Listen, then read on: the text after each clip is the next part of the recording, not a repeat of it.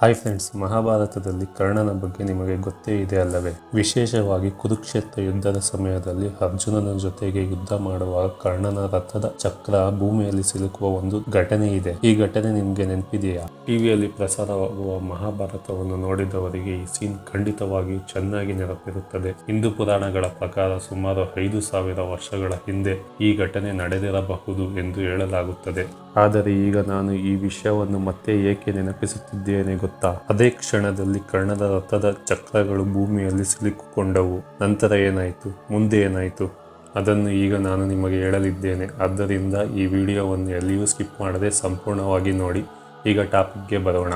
ಮಹಾಭಾರತ ಈ ಹೆಸರು ಕೇಳಿದರೆ ಮೈ ರೋಮಾಂಚನ ಉಂಟಾಗುತ್ತದೆ. ಅದನ್ನು ಕೇಳಿದರೆ ಕುರುಕ್ಷೇತ್ರದ ಮೈದಾನವು ನೆನಪಿಗೆ ಬರುತ್ತದೆ. ಜೊತೆಗೆ ಅರ್ಜುನನು ಶ್ರೀಕೃಷ್ಣನೊಂದಿಗೆ ಸೇರಿ ಕೌರವರ ವಿರುದ್ಧ ನಡೆಸಿದ ಮಹಾಯುದ್ಧವು ನೆನಪಾಗುತ್ತದೆ. ಈ ರಣರಂಗದಲ್ಲಿ ಕರ್ಣನು ಮಾಡಿದ ಮಹಾ ಹೋರಾಟ ಯಾರಿಂದಲೂ ಮರೆಯಲು ಸಾಧ್ಯವಿಲ್ಲ. ಆದರೆ ಈಗ ನಾನು ನಿಮಗೆ ಒಂದು ನಂಬಲಾಗದ ಸತ್ಯವನ್ನು ಹೇಳಲಿದ್ದೇನೆ. ಮಹಾಭಾರತದಲ್ಲಿ ನಡೆದ ಒಂದು ಘಟನೆ ಇದು. 5,000 ವರ್ಷಗಳ ಹಿಂದೆ ನಡೆದ ಯುದ್ಧಕ್ಕೆ ಸಂಬಂಧಿಸಿದಂತೆ ಈಗ ಏನನ್ನು ತೋರಿಸುತ್ತಾರೆ ಎಂದು ನೀವು ಯೋಚಿಸುತ್ತಿದ್ದೀರಾ? ಅಷ್ಟು ಆಶ್ಚರ್ಯ ಪಡಬೇಕಾಗಿಲ್ಲ. ಈಗ ನನ್ನ ಜೊತೆಗೆ ಬನ್ನಿ. ಆ ಸರ್ಪ್ರೈಸ್ ಏನು ಅಂತ ನಾನು ತೋರಿಸ್ತೀನಿ. ಸಿನೋಲಿ ಎಂಬ ಒಂದು ಗ್ರಾಮದಲ್ಲಿ ಪುರಾತತ್ವ ವಿಜ್ಞಾನಿಗಳಿಗೆ ಒಂದು ಅದ್ಭುತವಾದ ವಸ್ತು ಸಿಕ್ಕಿತು. ಅದನ್ನು ನೋಡಿ ವಿಜ್ಞಾನಿಗಳೇ ಶಾಕ್ ಆಗಿದ್ದಾರೆ. ಇದು ಹೇಗೆ ಸಾಧ್ಯ ಎಂದು ಆಲೋಚನೆಗೆ ಒಳಗಾಗಿದ್ದಾರೆ. ಬನ್ನಿ ಈಗ ಅಲ್ಲಿ ಪುರಾತತ್ವ ವಿಜ್ಞಾನಿಗಳಿಗೆ ಏನು ಸಿಕ್ಕಿತು ಎಂಬುದನ್ನು ನೋಡೋಣ. 2018 ಮತ್ತು 2019 ನಡುವೆ ಉತ್ತರ ಪ್ರದೇಶದ ಬಾಗ್ಪತ್ ಜಿಲ್ಲೆಯಲ್ಲಿರುವ ಸಿನೋಲಿ ಎಂಬ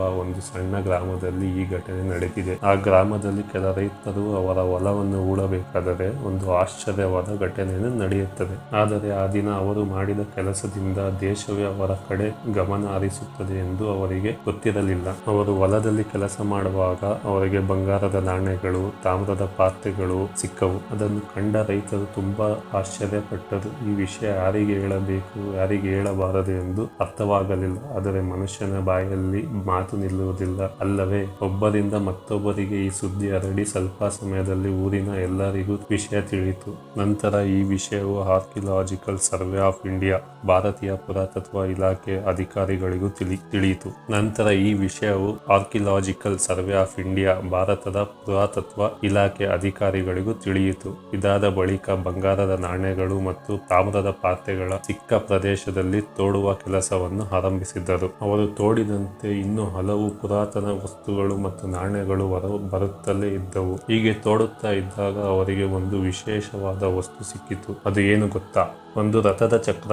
ಈ ರಥದ ಚಕ್ರವನ್ನು ಕಂಡು ಪುರಾತತ್ವ ವಿಜ್ಞಾನಿಗಳು ಇನ್ನಷ್ಟು ಆಶ್ಚರ್ಯಗೊಳಗಾದರು. ಮುಂದೆ ಏನಾಯಿತು ಗೊತ್ತಾ? ಆ ರಥದ ಚಕ್ರ ಬಹಳ ಬಲಿಷ್ಠವಾಗಿ ಕಾಣಿಸುತ್ತಿತ್ತು. ಅದನ್ನು ನೋಡುತ್ತಿದ್ದಂತೆಯೇ ಇದು ಯಾವುದೋ ರಾಜನು ಬಳಸಿದ ರಥದ ಚಕ್ರ ಎಂಬುದು ಬಹಳ ಸ್ಪಷ್ಟವಾಗಿತ್ತು. ಇದನ್ನು ನೋಡಿ ಎಲ್ಲರೂ ಒಂದೇ ಪ್ರಶ್ನೆ ಕೇಳಲು ಶುರು ಮಾಡಿದರು. ಇದು ಕುರುಕ್ಷೇತ್ರ ಯುದ್ಧದಲ್ಲಿ ಅರ್ಜುನನೊಂದಿಗೆ ಯುದ್ಧ ಮಾಡಿದ ಕರ್ಣನ ರಥದ ಚಕ್ರವೇ, ಅಥವಾ ಅಭಿಮನ್ಯು ಚಕ್ರವ್ಯೂಹದಲ್ಲಿ ಸಿಲುಕಿಕೊಂಡಾಗ ಒಂದು ಚಕ್ರದಿಂದ ಅನೇಕ ಶತ್ರುಗಳನ್ನು ಸಂಹರಿಸಿದ್ದಾಗ ಬಳಸಿದ ಚಕ್ರವೇ ಎಂಬ ಅನುಮಾನ ಎಲ್ಲರಲ್ಲೂ ಮೂಡಿತು. ಈ ವಿಚಾರದಿಂದ ಪುರಾತತ್ವ ವಿಜ್ಞಾನಿಗಳಿಗೂ ಆಲೋಚನೆಯಲ್ಲಿ ಮುಳುಗಿದ್ದರು. ಇದರ ಬಗ್ಗೆ ಇನ್ನಷ್ಟು ತಿಳಿದುಕೊಳ್ಳಲು ಅವರು ಇನ್ನೂ ಆಳವಾಗಿ ತೋಡುವ ಕಾರ್ಯಕ್ರಮವನ್ನು ಆರಂಭಿಸಿದರು. ಅವರು ತೋಡಿದಂತೆ ಯುದ್ಧದಲ್ಲಿ ಬಳಸಿದ ಹಲವಾರು ಅಸ್ತ್ರಗಳು ಹೊರಬಂದವು. ಅವುಗಳಲ್ಲಿ ತಾಮ್ರದ ಆಯುಧಗಳು ಮತ್ತು ಪ್ರಾಚೀನ ಸಮಾಧಿಗಳು ದೊರಕಿದ್ದವು. ಇವೆಲ್ಲವನ್ನು ನೋಡಿ ಪುರಾತತ್ವ ವಿಜ್ಞಾನಿಗಳು ಇದು ಯಾವುದೋ ಪ್ರಾಚೀನ ಯುದ್ಧ ಭೂಮಿ ಆಗಿರಬಹುದು ಎಂದು ನಂಬಿದ್ದರು. ಜೊತೆಗೆ ಇಲ್ಲಿ ಸಿಕ್ಕಿರುವ ವಸ್ತುಗಳೆಲ್ಲವೂ ಯುದ್ಧಕ್ಕೆ ಸಂಬಂಧಿಸಿದ್ದು ಎಂದು ಸ್ಪಷ್ಟಪಡಿಸಿದ್ದರು.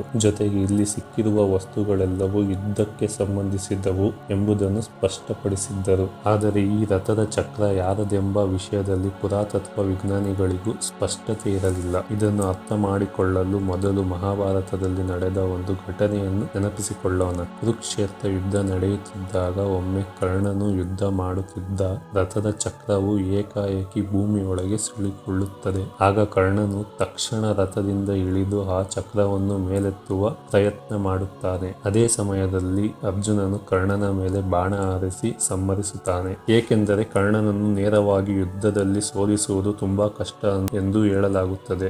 ಅದಕ್ಕಾಗಿ ಕೃಷ್ಣನ ಸಲಹೆಯಂತೆ ಅರ್ಜುನನು ಕರ್ಣನ ಗಮನವನ್ನು ಬೇರೆ ಕಡೆ ತಿರುಗಿಸಿ ಆ ಸಂದರ್ಭದಲ್ಲಿ ಅವನನ್ನು ಹೊಡೆದುರುಳಿಸುತ್ತಾನೆ ಎಂದು ಪುರಾಣಗಳಲ್ಲಿ ಹೇಳಲಾಗಿದೆ. ಹಿಂದೂ ಪುರಾಣಗಳ ಪ್ರಕಾರ ಕುರುಕ್ಷೇತ್ರ ಕುರುಕ್ಷೇತ್ರ ಯುದ್ಧ ಸುಮಾರು 5,000 ವರ್ಷಗಳ ಹಿಂದೆ ನಡೆದಿದೆ ಎಂದು ನಂಬಲಾಗಿದೆ. ಆದರೆ 2018ರಲ್ಲಿ ಅಚ್ಚುಕಟ್ಟಾಗಿ ಅದೇ ರೀತಿ ಒಂದು ರಥದ ಚಕ್ರ ಪತ್ತೆಯಾಗಿದ್ದರಿಂದ ಎಲ್ಲರೂ ಆಶ್ಚರ್ಯಕ್ಕೊಳಗಾಗಿದ್ದರು. ಕೆಲವರು ಇದು ಕರ್ಣನ ರಥದ ಚಕ್ರವೇ ಇರಬಹುದು ಎಂದು ನಂಬಿದ್ದಾರೆ. ಮತ್ತೊಬ್ಬರು ಇದು ಕರ್ಣನ ರಥದ ಚಕ್ರ ಅಲ್ಲ ಎಂದು ಹೇಳಿದ್ದರು. ಇದರಿಂದ ಪುರಾತತ್ವ ವಿಜ್ಞಾನಿಗಳು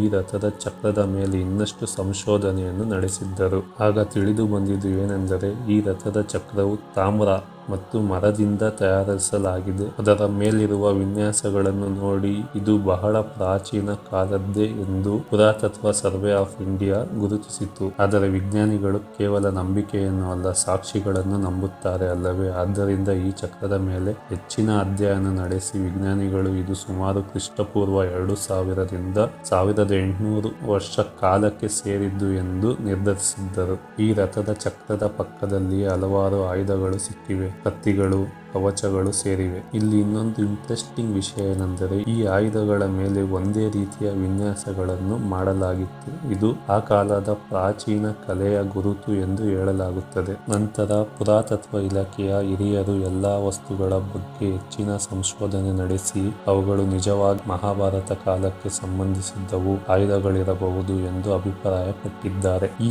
ಆಯುಧಗಳ ಮೇಲೆ ಮಾಡಿರುವ ವಿನ್ಯಾಸಗಳು ಆ ಪ್ರಾಚೀನ ಕಾಲದ ಕಲೆಯ ಗುರುತುಗಳಿವೆ ಎಂಬುದು ಈಗ ಸ್ಪಷ್ಟವಾಗಿದೆ. ಆದ್ದರಿಂದ ಕೆಲವರು ಇವುಗಳು ಕುರುಕ್ಷೇತ್ರ ಯುದ್ಧದಲ್ಲಿ ಬಳಸಿದ ಆಯುಧಗಳಾಗಿರಬಹುದು ಎಂದು ಅಭಿಪ್ರಾಯಪಟ್ಟಿದ್ದಾರೆ. ಕುರುಕ್ಷೇತ್ರ ನಡೆದ ಪ್ರದೇಶವು ತುಂಬಾ ವಿಶಾಲವಾಗಿದೆ. ಉತ್ತರ ಪ್ರದೇಶದಲ್ಲಿರುವ ಸಿನೋಲಿ ಪ್ರದೇಶವು ಅದೇ ರೀತಿ ವಿಶಾಲವಾಗಿರುವುದರಿಂದ ಪುರಾತತ್ವ ವಿಜ್ಞಾನಿಗಳು ಇಲ್ಲಿ ಸಿಕ್ಕಿರುವ ಆಯುಧಗಳು ಮಹಾಭಾರತ ಕಾಲಕ್ಕೆ ಸೇರಿರಬಹುದು ಎಂದು ಪರಿಶೀಲನೆ ನಡೆಸಿದ್ದಾರೆ. ನಂತರ ಆ ಗ್ರಾಮದಲ್ಲಿ ದೊಡ್ಡ ಮಟ್ಟದಲ್ಲಿ ತೋಡಿಕೆ ಕೆಲಸವನ್ನು ಆರಂಭಿಸಿದ್ದರು. ಅಲ್ಲಿ ತೋಡಿಕೆ ಮಾಡುವಾಗ ಹಲವಾರು ಆಶ್ಚರ್ಯಕರ ವಿಷಯಗಳು ಹೊರಬಂದವು. ಮಹಾಭಾರತದ ಕಥೆಗಳ ಪ್ರಕಾರ ಪಾಂಡವರು ವಿವಿಧ ಪ್ರದೇಶಗಳಲ್ಲಿ ವಾಸಿಸುತ್ತಿದ್ದರು. ಅವರು ವಾಸಿಸುತ್ತಿದ್ದ ಪ್ರದೇಶಗಳಲ್ಲಿ ಉತ್ತರ ಪ್ರದೇಶದ ಬಾಗ್ಪತ್ ಭಾಗವು ಒಂದಾಗಿತ್ತು ಎಂದು ಕೆಲವು ಪುರಾತತ್ವ ಶೋಧಕರು ಹೇಳುತ್ತಾರೆ. ಈ ಕಾರಣದಿಂದಲೂ ಆ ಗ್ರಾಮದಲ್ಲಿ ದೊರಕಿದ ಆಯುಧಗಳು ಮತ್ತು ಇದರ ಜೊತೆಗೆ ಅಲ್ಲಿ ಸುಮಾರು 100ಕ್ಕೂ ಹೆಚ್ಚು ಪ್ರಾಚೀನ ಸಮಾಧಿಗಳು ಪತ್ತೆಯಾಗಿದೆ.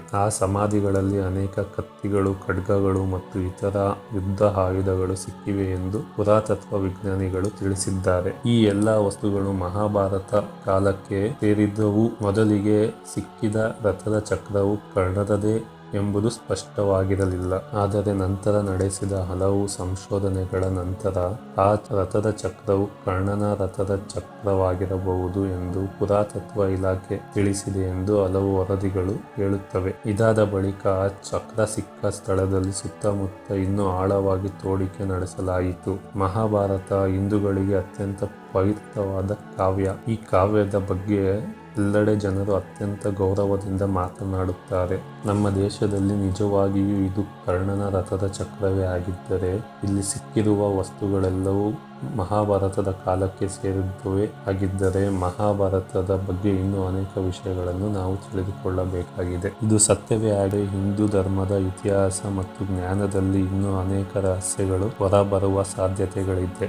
ಏಕೆಂದರೆ ಈ ಪವಿತ್ರ ಭೂಮಿಯಾದ ಭಾರತದಲ್ಲಿ ಅನೇಕ ವಿಷಯಗಳು ಇನ್ನೂ ಅಡಗಿವೆ. ಈ ವಿಡಿಯೋ ನಿಮಗೆ ಇಷ್ಟವಾದರೆ ಲೈಕ್ ಮಾಡಿ, ಶೇರ್ ಮಾಡಿ, ಸಬ್ಸ್ಕ್ರೈಬ್ ಮಾಡಿ. ಮುಂದಿನ ವಿಡಿಯೋದಲ್ಲಿ ಮತ್ತೆ ಭೇಟಿಯಾಗೋಣ. ಧನ್ಯವಾದಗಳು.